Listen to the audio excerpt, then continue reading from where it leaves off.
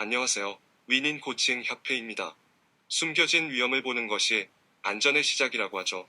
숨겨진 위험을 보는 위험성 평가 기법. 그럼 이들 평가 기법을 제대로 알아보도록 하겠습니다.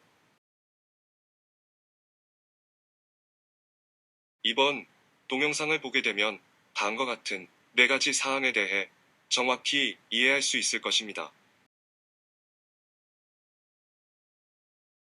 우리 주변의 도살인 위험을 100% 제거할 수는 없을 겁니다. 그렇다고 위험을 방치할 수도 없죠. 따라서 위험은 적당한 수준으로 위험이 관리되어야만 된다는 전제를 가지고 있습니다. 위험을 통제할 방법은 두 가지로 나누어 생각할 수 있는데요. 재해 발생 빈도를 적게 하거나 아니면 재해가 발생하더라도 피해가 최소화되도록 관리하면 되겠지요. 리스크라고 하는 위험 요인의 크기는 재해 발생 빈도와 재해로 인해 발생되는 피해의 크기를 곱한 값으로 표현될 수 있습니다.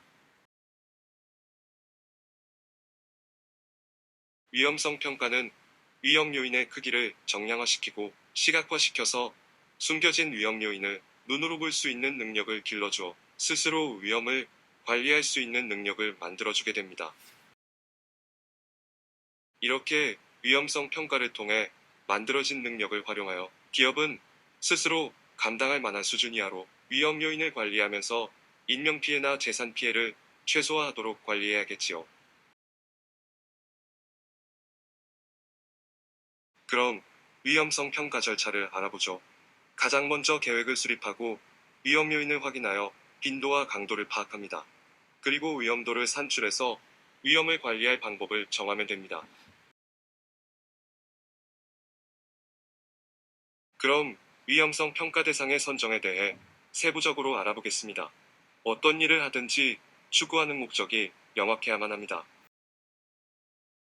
위험성 평가가 추구하는 목적은 위험이 미치는 영향을 판단해서 위험을 제거하거나 회피할 경제적인 방법을 찾아내는 것입니다. 따라서 위험성 평가의 목표는 위험의 감소나 회피에 영향을 주는 요인을 찾아내면서 경제적인 요인까지도 고려하여 기업이 감당해낼 만한 수준으로 위험을 개선하도록 하는 것입니다. 위험성 평가의 최종 목표는 사업장에 내재된 위험 요인을 어느 수준까지 수용할 것인지를 결정하는 일이죠. 위험 관리 목표는 합리적으로 수용하되 가급적 낮게 해야 합니다. 위험성 평가는 사업장이 위치한 지역사회에서부터 작업자에 이르기까지 넓은 범위에서 세세한 부분까지 작업에 내재된 위험을 파악해야 합니다. 하지만 위험성 평가의 범위는 주어진 목표나 추구하는 목적, 보유한 능력 자원, 확보된 예산, 그리고 정해진 일정에 영향을 고려하여 범위를 정해서 진행하게 됩니다.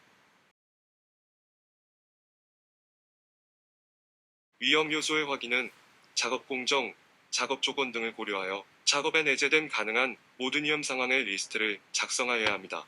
이를 위해서는 다양한 평가 기법이 사용될 수 있겠죠. 위험 상황의 리스트는 유사한 것끼리는 서로 통합시켜 단순화시키면서 최종적으로 평가할 대상을 완성하게 됩니다. 재해 빈도나 강도를 예측하려면 주로 과거 데이터를 기반으로 예측해야 합니다. 하지만 확보 자료가 부족하기 때문에 위험 평가자의 주관적인 경험과 지식에 의존하게 됩니다. 이러한 폐단을 막기 위해서 정량적으로 빈도를 계산하려면 FTA나 ETA를 사용해야 하는데 숙련된 사용자가 아니라면 활용하기 어렵다는 단점이 있습니다. 재해 빈도와 강도가 확인되면 위험의 크기를 결정할 수 있는데요.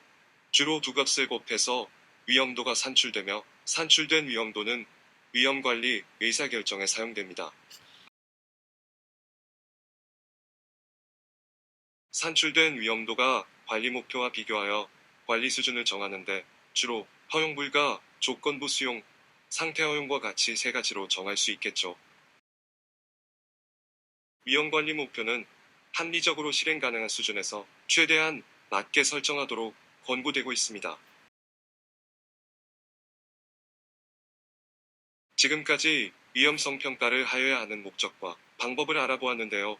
정부에서도 위험성 평가를 장려하기 위해 지침을 제정하여 운영 중이고 참여 기업에 각종 혜택을 주고 있습니다.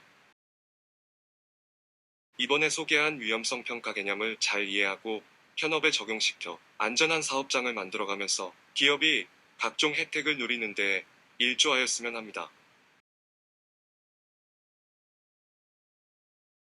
아울러 위험성 평가를 준비하는 여러분의 건승을 기원합니다.